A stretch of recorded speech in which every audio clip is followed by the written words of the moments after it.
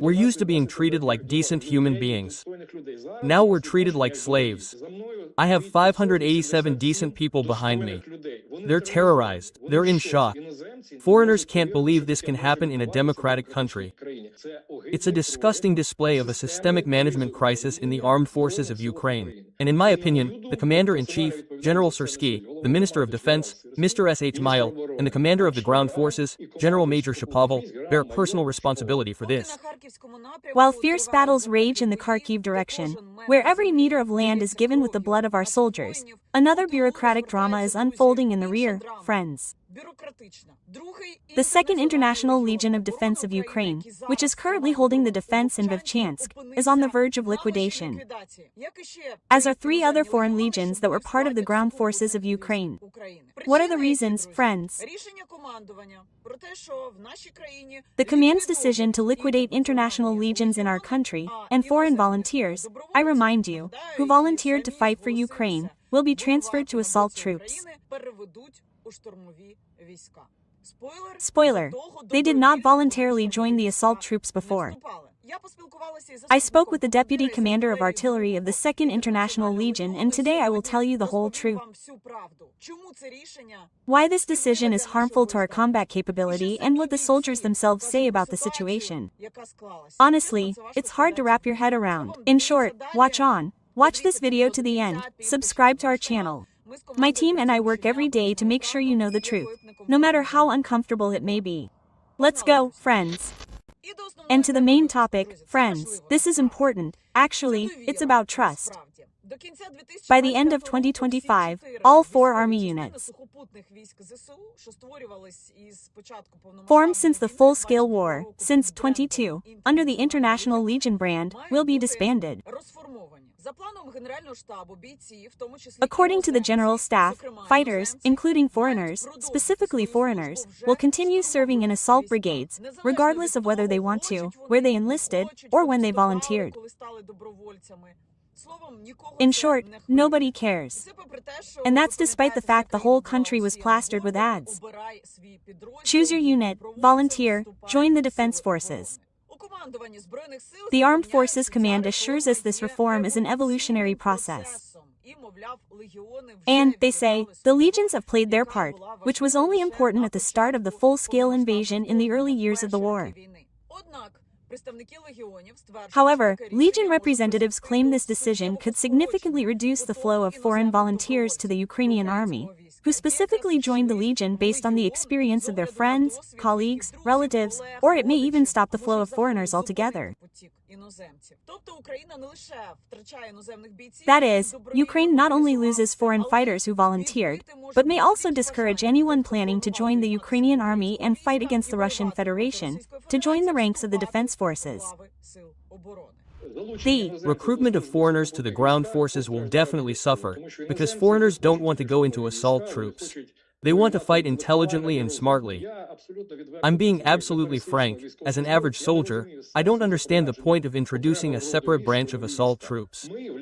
We in the Legion, we're piloting an experiment that's an alternative to assault troops. Why are we being liquidated? We haven't been given a reason. And it's being done in a hurry. We are being forced to conduct a fictitious inventory of millions and millions of dollars worth of military property of our unit. They're forcing us to transfer our personnel to the structure of an assault battalion, which doesn't meet the job requirements of the people currently in our ranks. During this reorganization, we continue to fight. Our unit is torn into 3 parts, and we don't know how our lives will continue. The personnel are being terrorized about this. I absolutely state that this was the President's initiative in 22 to create legions to systematically work with foreigners and, when we have mobilization problems, to attract as many volunteers as possible. Now we should be attracting thousands and thousands of volunteers. Instead, we'll probably reduce the number of volunteers coming to the regions. Why? The brand of international legions will disappear on January 1st. We keep talking about this. Ukraine's image will suffer. The number of foreigners coming will suffer. In general, we'll lose. We won't have qualified personnel, officers, soldiers, sergeants, who can manage foreigners, work with them. And we won't complete the experiment that allows us to save the lives of our personnel. That's why, in my personal opinion, because we are an alternative to the assault troops, they are trying to destroy us. They're destroying not units that existed only on paper, but absolutely combat-ready units. For example, the 2nd Legion is a unique organism where 600 volunteers from 30 countries, and Ukrainians, of course, are fighting using the latest tactics. They have a line of UAVs that entire corps don't have. What are the reasons for this decision, friends? The main reason cited is the introduction of a new type of force, assault troops, which Andriy describes as PR, unsupported by doctrine or charter. The Legion, experimenting with drone infantry integration, is actually a successful alternative to this new concept, which is why they're trying to destroy it, forcibly transferring personnel to the staff positions of assault battalions. Our effectiveness is very high. This is how we work. We have a line of UAVs that even the Corps don't have. That is, we have long-range bombers and all other forward-edge assets. We have fire support. We are very unique.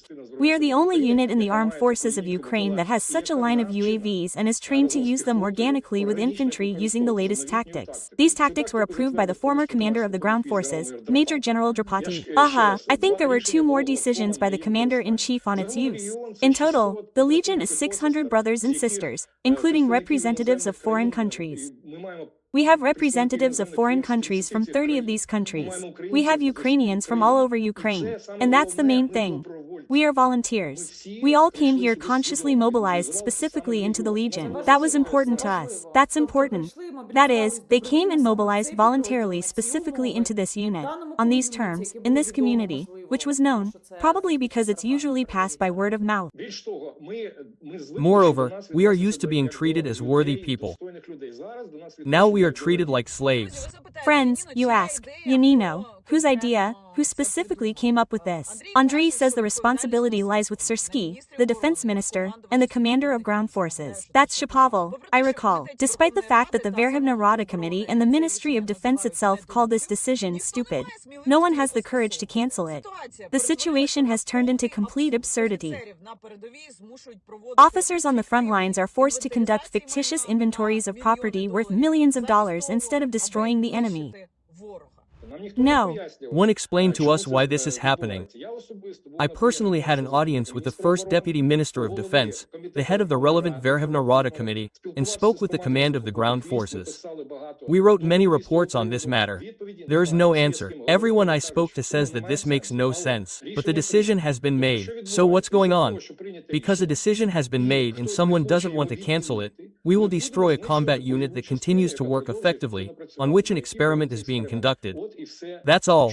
Why is this happening? In my opinion, this is a disgusting manifestation of a systemic management crisis in the armed forces of Ukraine. And in my personal opinion, the Commander-in-Chief, General Sersky, the Minister of Defense, Mr. S.H. Mile, and the Commander of the Ground Forces, Major General Shapoval, bear personal responsibility for this. The demands of the Legion's representatives are clear and specific. The immediate cancellation of the decision to liquidate the International Legion, the preservation of units within the Ukrainian ground forces, and the cessation of forced transfers to assault troops. After all, the volunteers signed a contract for one set of conditions, and now they are being forcibly turned into assault troopers, which they are not. Andriy urges an investigation into why a combat unit is being bled dry and pulled from the front during peak tension near Vovchansk. I implore you to intervene and prevent the foreign movement within Ukraine's free forces from ceasing. This decision that was made is foolish and ill-considered. It's better to cancel it and keep our international region within the land forces, expanding it if necessary, and leaving it as the only remaining military unit that can and wants to work with foreigners and effectively kill the enemy. We're being destroyed. I don't know if it's deliberate or not. The Commander-in-Chief, the Minister of Defense, and the Land Forces Commander are responsible. But I beg you, only you can intervene. This is a sign of a systemic crisis in the armed forces. We're being forced to do unlawful things. We're being forced to abuse personnel. Everyone is terrorized. But we were told, the decision has been made. Whether you like it or not, we'll force you to do it. If you don't, we'll sign for you. Quote, it's a disgrace. Therefore, Mr. President, I urge you, precisely because you initiated this movement, to intervene and preserve the foreign legions within the land forces in Ukraine, within the land forces, which are the largest component of Ukraine's defense forces.